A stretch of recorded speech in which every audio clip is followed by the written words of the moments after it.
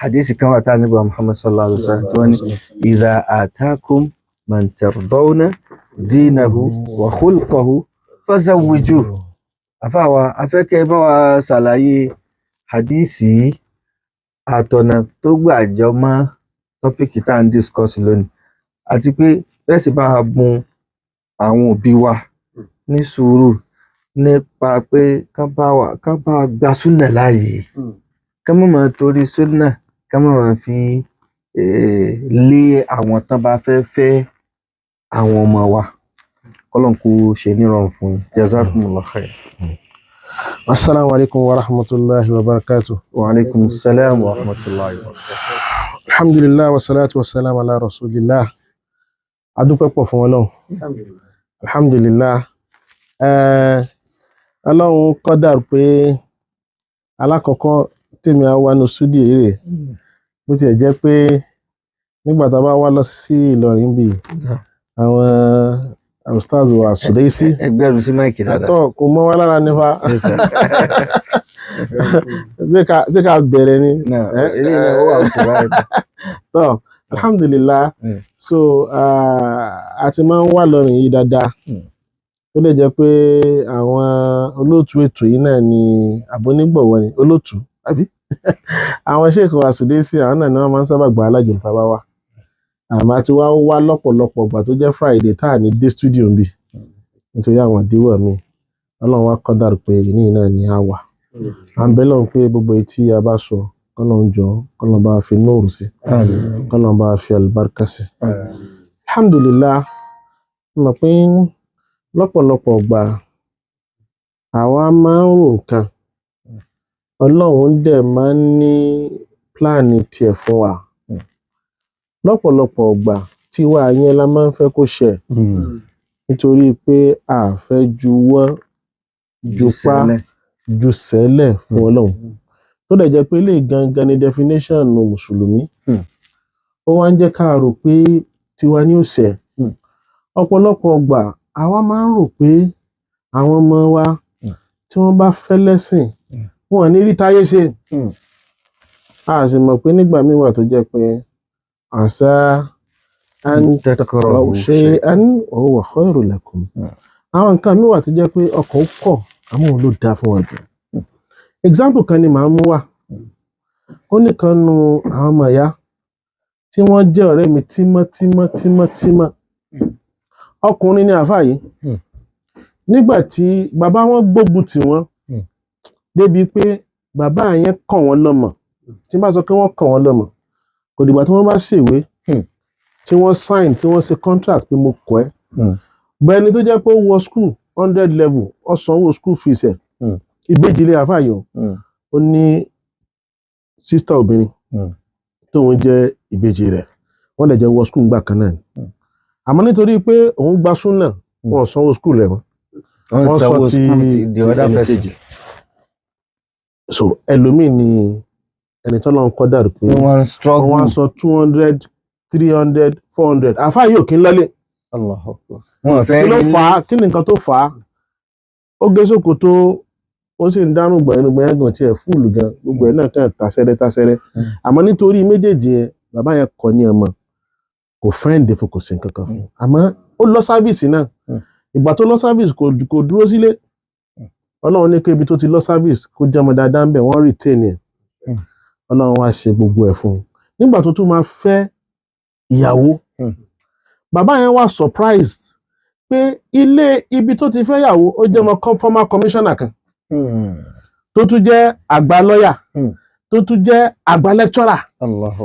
Bàbá yẹn wá sọ pé báwo ni a ti rò pé kò ní da fún ẹni pẹ̀lú gbogbo nǹkan tó lọ gbà ẹ̀sìn tó lọ gbà yìí, a ti rò pé kò ní jẹ́ kó gbẹ́gbẹ́ pé. Bàbá yẹn gbé nígbà tó délé àwọn àna rẹ̀ pé nítorí pé àwọn ọmọ mi náà lọ́lọ́run ṣerú eléyìí fún, bíi pé yẹn ò tó ẹgbẹ́rẹ́gbẹ́ ọmọ tá à ń sọ yìí láyé ìrò tẹ́lẹ̀ ọmọ yẹn ti wà ní àfàwà tá à ń sọ yìí, ó ti wà ní Amẹ́ríkà báyìí. Company ńláńlá ló ti ń ṣiṣẹ́. Hajj tó lọ yìí àti bàbá àti màmá ló ń lọ sí hajj. Ọmọ tá a ti kọ̀ tẹ́lẹ̀. Tá a ti kọ̀.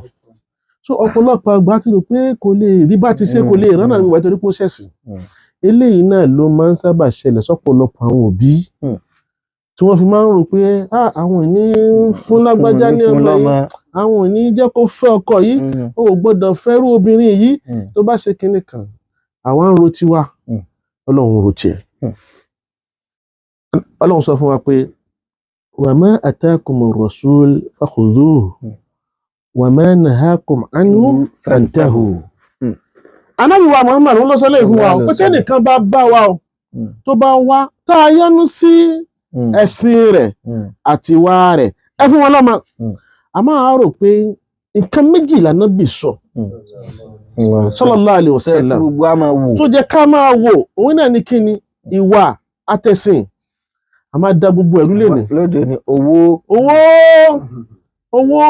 ńlá tó wáyé pé bí ṣe ń ṣe súnnà òun náà owó ń bẹ ń bẹ ọ̀pọ̀lọpọ̀ bí wọ́n díjú ni o tó máa rí pé eléyìí ó ti sọ̀kalẹ̀ kódà súnnà tó ń ṣe gíní tó wọ gíní olówó ni wọ́n ní rí mọ́ tó gé ṣòkòtò tó fò sókè wọ́n ní rí mọ́ wọ́n díjú ni pé eléyìí súnnà tó dà ní súnnà olówó la fẹ́ àmọ́ Ọlọ́run mọ̀ bó ṣe ń to gbogbo ẹ̀ èèyàn lè lówó lè ní kó má ní lọ́la tí ìwé rí dáadáa èèyàn sì lè má ní lè ní kó sì níbu ayáwó lọ́la. Ẹ jẹ́ kí gbogbo wa ẹ jẹ́ ká rọ̀ fọ́lọ́hun ẹ jẹ́ ká rọ̀ fọ́lọ́hun ní ṣókí lórí ọ̀rọ̀ tí wọ́n sọ hadith tí wọ́n sọ lénìí nípa ẹran mi létí hadith àfáwà Ibn Abbas naam nípa kí hadith náà sọ hadith tí wọ́n sọ nípa pé obìnrin tó lọ bá Ànábì wa Muhammad sallallahu alaihi wasallam bàbá àwọn fẹ́ fi òun lọ́kọ ẹni tó ní kọ́ ní kó ń fẹ́ yìí òun ò nífẹ̀ẹ́ sí. Naam Ọlọ́run sọ fún wa ní Quran bó ti jẹ́ kébi tó máa ń sábà lọ sí láàrin ọkọ láya ni àmọ́ a lè lọ síbi náà nítorí àwọn obìnrin nǹkan tó fragile ni wọ́n bí wọ́n ṣe fragile níyàwó náà ni wọ́n fragile lọ́mọ a sì gbọ́dọ̀ sí wọn pẹ̀lẹ́pẹ̀lẹ́ nítorí pé àwọn náà ní right. Ọlọ́run sọ fún wa pé wa ashiruhunna bil ma'ruf ẹ bá wọn lò pẹ̀lú dáadáa ẹ má fọ́ọ̀sì wọn ẹ má sọ wọn di property ẹ má sọ wọn di pé ẹ kàn lè tí anyhow nítorí pé àwọn náà ní human feelings ọ̀pọ̀lọpọ̀ òbí wọ́n sọ ọmọ wọn dolórí bú inú ọmọ ò dùn látara dalẹ́ látara pé wọn jẹ́ kó ní choice wọ́n máa ná sọlọ́ ní fọkùnrin ń kalẹ̀ ní àbí sọlọ́ ní fẹ́ ní ọ̀nà méjèèjì náà lórí wọn oríṣiríṣi ni sọlọ́ ní fẹ́ ní sọlọ́ ní fi kalẹ̀ ní gbogbo quality dára tẹ́ni yẹn ò bá rí wọn nígbà kó ṣe èyí tó ń rò pé ó dáa fún òun tí wọ́n yẹn náà nìkan ni it's two way nítorí pé àwọn ọmọ náà wọn lè gbọ́n tán méjèèjì náà ló gbọ́dọ̀ papọ̀ a gbọ́dọ̀ reconcile gbogbo nǹkan tí ọ̀tún wí tó sì wí ká wá take the best judgement nítorí pé ọ̀pọ̀lọpọ̀ àwọn ọmọ kéékèèké àwọn ọ̀dọ́ a kì í see into the future. Wọ́n ní foresight. Ní foresight àwọn òbí ló máa mọ̀ pé eléyìí tá à ń rí yìí kò responsible látara experience tó ti pẹ́ pé àti rélé eléyìí tó wà yìí ẹnu ló ń dùn eléyìí tó wà yìí ó lówó lóòótọ́ a máa fìdí ẹ̀ múlẹ̀ pé iṣẹ́ báyìí ló ń ṣe pàtó tó fi lówó so ó ṣeé ṣe kó dẹ́nà kó takú eléyìí ò tí ì lówó àmọ́ ó ní prospect ó brilliant ó ní foresight ó ní plans ó ní solid plans ìrètí wà pé eléyìí yóò ṣe kí ni yóò sàn òbí gidi wọn wá gáìdì àwọn ọmọ wọn kéde àyèdè bá wà bàbá ń sọ eléyìí ìyá ń sọ eléyìí ọmọ náà ń sọ eléyìí Ànábì Kùránì sọ fún wa pé wasuluhu khair ká reconcile ká ṣàtúnṣe lọ́nà tó dáa òun náà ní fi ń dáa jù so ẹ jẹ́ ká ṣe gbogbo ẹ̀ kó má fì tọ́tún jù kó sì má fì sósì ẹ̀sìn yìí ẹ̀sìn tó balance ni Ọlọ́run sì láìkì ìwọ̀ntúnwọ̀nsí ṣe understand àwọn òbí ẹjọ́ nítorí Ọlọ́run ọ̀pọ̀lọpọ̀ wa tara wa là ń ṣe a ṣe èyí tí ó benefit ọmọ àwa ti fẹ́ ọkọ a ti fẹ́yàwó a tún wá fẹ́ a fẹ́ fi opinion tiwa yẹn a tún fẹ́ gbé lórí àwọn ọmọ wọn a ṣe ń torí ìdùnnú àwọn ọmọ à ń ṣe ń torí ìdùnnú tiwa ẹ jẹ́ ká gbìyànjú ká wo àwọn kinní dáadáa ilé wo lọmọ wa fẹ́ lọ irú ilé wo lọmọ wa fẹ́ lọ irú àwọn ọmọ wo àwa ti bí àwọn ọmọ wa wọ́n ti yà yìí tí wọ́n yà particularly ní dáadáa báwo làwọn náà ó ṣe bí tí wọ́n yà dáadáa so ọ̀pọ̀lọpọ̀ wa influence wa lórí àwọn ọmọ wa fi wọ́n lẹ̀ káwọn náà ṣe táyé wọn kí wọ́n lẹ́ni wọn kí wọ́n ní experience tiwọn náà báwa náà ṣe ní tiwa. Ànábì sallallahu alaihi wasallam sọ pé فخيرها النبي صلى الله عليه وسلم sọ pé Ànábì Muhammad sallallahu alaihi wasallam ó fún ọmọ yẹn ní choice ó mú between the two.